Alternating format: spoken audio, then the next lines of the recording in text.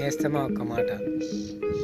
వరి కోతలు కోసినాం కదా ఫ్రెండ్స్, ఇక మళ్ళీ నాటేయడానికని ఇక విత్తనాల షాప్కి పోయి, అన్న మంచి వడ్లుంటే చూపెట్టన్నా అని అంటే ఒక 5-6 రకాల సీడ్ తీసుకొచ్చి మా ముందర పెట్టిండు. దాంట్లోకి వెళ్ళి ఒకటి ఫైనల్ చేసి మేము పక్కకు పెట్టుకున్నాం. వడ్లు మొలకొచ్చిన తర్వాత పొలంలో చల్లేటప్పుడు ముందుగా ఒక మందు చల్లి వడ్లు చల్లమని చెప్పిండు. తర్వాత మళ్ళీ తెల్లారి ఇంకో మందు స్ప్రే చేయమని చెప్పిండు మీదికెంచి వెళ్ళి.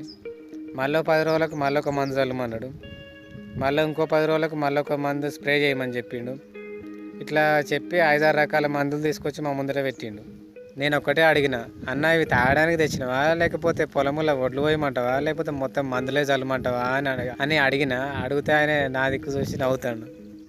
ఇక విత్తనాల చేపలు కూడా అట్లా తయారవడానికి కారణం కొంతమంది రైతులు ఉన్నారన్న.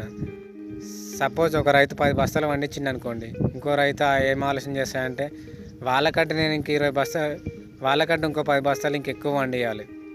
అది ఎట్లన్నా కానీ ఎన్ని మందులన్నా ఇద్దాం ఏమన్నా కానీ వాళ్ళకంటే ఎక్కువ 10 బస్తాలు వండియాలని తగ్గేదే లేదన్నట్టు వీళ్ళు తయారవుతారు.